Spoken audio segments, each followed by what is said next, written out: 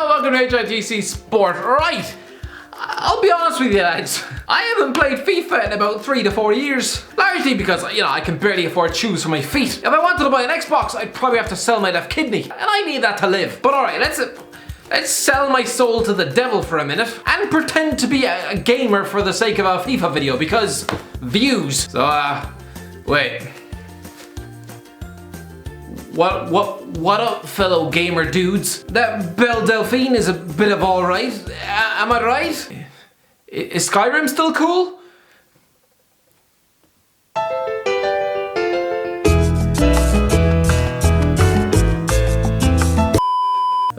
Right, okay, let's take a look at every FIFA game from 2005 and see which player was given the most stupid rating in the whole game for each edition. So let's just, spend 10 minutes just laughing at how terrible some of these ratings are. FIFA 05, Kieran Dyer 88. Okay, first of all, on what planet is Alan Shearer rated the same as Milan Baros? And according to this game, Albert Luque was supposed to go on to become one of the greatest players of all time. Same as Juan Pablo Angel for some weird reason. I mean, there's too many stupid ones to choose from. How about Kieran Dyer being rated on a par with Cristiano Ronaldo for one? That was pretty mental. FIFA 06, Lionel Messi 75. Look, I get that he was just a kid, alright? But this just comes off as lazy and smacks of the EA creators only keeping an eye on what's happening in the Premier League.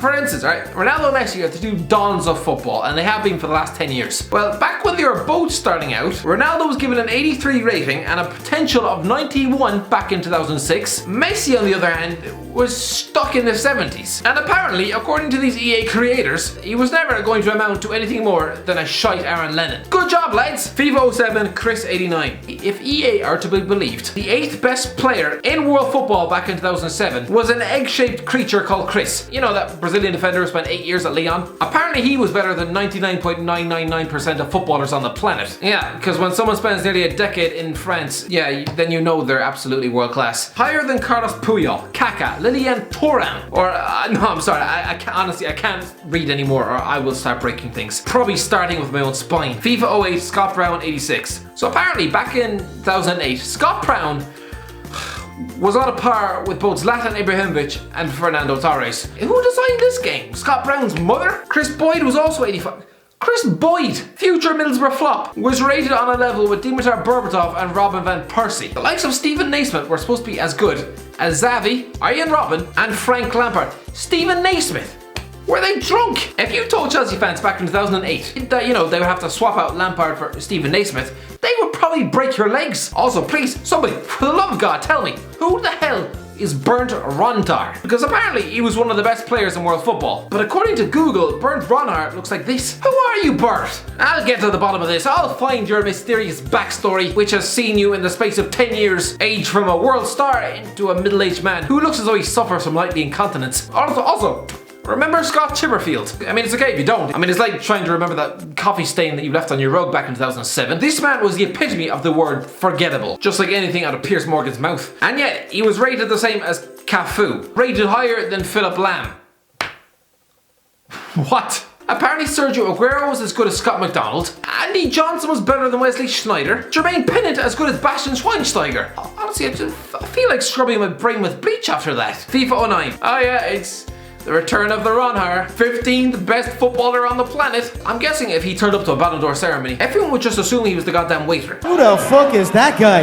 Alright, in FIFA 09, things seem to be a bit more normal with the ratings. Still, something still doesn't really sit right with me. Why the hell is Aiden McGeady rated 83? Higher than Luka Modric? What? According to FIFA 09, McGeady, a fella who just scored 3 league goals in a division consisting of Hibs, Hearts and Partick Thistle, was a better player than Samir Nasri, than Xabi Alonso. Then again, according to this game, so was Gareth Barry. Who made this game? Rafa Benitez? For some reason, the lads at EA Sports have some sort of weird obsession with Aiden McGeady. I don't know if they're related to him or what, because even in FIFA 20, the man is 33, stuck in the depths of League 1 and spending every other weekend on piss-stained coaches out to Blackpool and Lincoln. And he's still rated higher than Daniel James. I'm sorry, I honestly just can't let this lie. Also, apparently Stuart Downing was as good as Yaya Toure. Let's see the latest installment in disrespecting Bastian Schweinsteiger. Yep, there they are, telling the world that he's a worse player than Benjani. Don't get it, did Bastian accidentally drive over somebody's cat at EA Sports? If they were giving him crap ratings when he was good, I only dread to think what they're giving him now that he's out in the MLS. End Bastion disrespect! FIFA 10, Cristiano Ronaldo 89. Look, I know you shouldn't get annoyed about a rating of 89, but still, having Ronaldo anywhere outside the top 2 is ludicrous. He just become the most expensive footballer of all time. He was already both a Champions League and Ballon d'Or winner. It was common knowledge that both he and Messi were vying for the title of world's best player. Clearly, not everyone got this memo, because according to EA Sports, Ronaldo wasn't first, wasn't even second, no, he was the 4th best player in the world. According to them, he didn't even belong on the podium at Ballon d'Or awards, behind Iker Casillas, Julio Cesar, a fella 2 years off a move to QPR, and apparently he was just fractionally better than Frank Ribery. Did you accidentally mix a litre of Calpol in with your morning Weetabix? I mean, come on! FIFA 11, Luis Suarez 82. And according to FIFA 11, Luis Suarez was as good as Aaron Lennon. Listen, I can forgive the lads for being wary of anything that comes out of the Eredivisie. To be fair, it's like doing your food shopping in a local skip. Yes, you might get lucky and find a nice juicy home-cooked steak. You could also be eating dead pigeon for dinner. But still, Suarez, I don't really get it though, because Suarez had proven his worth at the 2010 World Cup. I mean, he'd also ruled out ever visiting Ghana in his entire life, but he'd shown his class. Should that not have been enough to get him a higher rating than Darren Fletcher? According to this game, he was as good as Marouane Chamakh. Was he balls? Also, according to this game, Sergio Busquets was supposedly a worse player than Landon Donovan. Did the technicians at EA Sports spend the day shoving their fingers in electrical sockets or something? Because that is absolutely ridiculous. In other news, clearly nobody at EA saw Kalidou Koulibaly doing anything in his career. At just 19, he was rated 49 with a potential of 63. So according to these experts at EA Sports, Koulibaly at his peak, so 26-28, was going to be a worse footballer than Paul McShane in his teens. Yeah, good lad EA Sports. Keep drinking that bathwater. FIFA 12, Titus Bramble 74. You know Scott McTominay, the shining example of how far Manchester United have fallen? He's rated 77 in the latest edition of the game, and he's pretty bang average. In FIFA 12, a teenage Raheem Sterling was given a potential peak of 75. But no, I'm gonna go with Titus Bramble. The man was rated 74. That man is rated 74 in the top 1/3 percentile of footballers on the planet. Then I'm a cross-dressing unicorn. It just doesn't make sense. Give him 62, a 48. Christ above, give him a -20. Considering that his brand of defending should probably come with a health warning. Don't rate him as 2 points less than Toby Alderweireld. That's like saying that Sharon Osbourne is a smidgen less attractive than Jessica Alba. She looks like a bruised foot. Are you expecting me to buy that Titus Bramble was ever a better footballer than Virgil van Dijk? Virgil van Dijk in his mother's womb was a better defender than Titus Bramble. This is why gaming technicians should not reproduce. What am I talking about? They'd have to talk to a human woman first. FIFA 13, Robert Lewandowski 83. I'm gonna go with Robert Lewandowski. He was criminally underrated by the lads who designed this game. In FIFA 12, the man was rated at 83. That season he'd go on to score 40 goals, including 4 against Real Madrid as Dortmund reached the Champions League final. And yet anyone who ever played with him on that year's edition of FIFA would have been controlling a player officially worse than Seydou Doumbia. What? FIFA 14, Anthony Martial 63. Listen, I can forgive the creators of EA for this one. Anthony Martial had only played a few top-flight games in his life. He was only 18, but still, 63, it was too low a score. He'd go on to net 12 goals for Monaco that season, before wrapping up a big money move to Man United. So 63, really 5 points less than Stephen Quinn.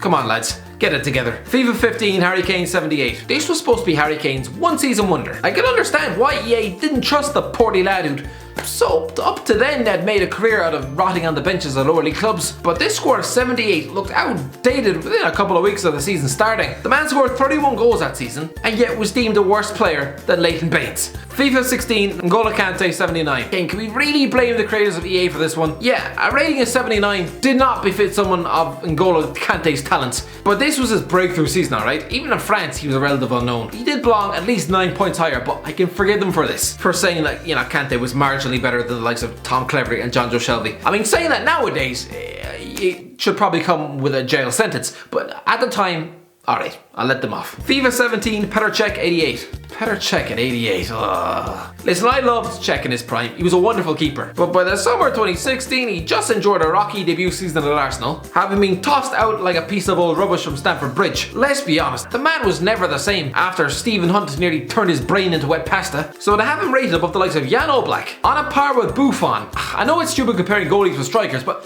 ask any Arsenal fan, would they have rather Cech or Aubameyang, you'll be laughed out of the building. FIFA 18, Kylian Mbappe, 84. Right, let's just remind ourselves of what Kylian Mbappe did that season. Signed for PSG for over 100 million quid, scored 21 goals in his debut season, rinsed defenders on the world stage, scored a goal in a victorious World Cup final, and yet EA rated him a smidgen, a cat's toenail higher than Mario Balotelli, on a par with Diego Aspas, and significantly less than Romelu Lukaku. FIFA 19, Alexis Sanchez, 87. In what world is Alexis Sanchez ever rated 87 at Man United? Maybe they were Man United fans and it was wishful thinking, but honestly, he just spent that season waddling around Old Trafford like a lost child in a supermarket. I settled down, Adam, for the love of God. FIFA 20, Luka Modric, 90. I'm sorry, but Luka Modric is no longer a 90 rated player. Alright, he's been struggling since the 2018 World Cup. There's no shame in it, right? He's getting on a bit. But the 10th best player in the world? I'm also not a fan of Trent Alexander-Arnold's rating of 83. Put some respect on his name. The kid just won the Champions League at the age of 20. And you're going to rate him lower than Cesar Azpilicueta? Lower than Lucas Leiva? Have a word with yourselves. Alright, that's the end of the video, lads. I've done my best to pretend I know what I'm talking about when it comes to FIFA. Rest above, I don't. So let me know if I've got any of these wrong or just I don't understand the game. Let me know. And yeah, tell me. If you enjoyed the video, don't forget to like, share, and subscribe. Twitter and Instagram is there. And as always, I'll talk to you in a while.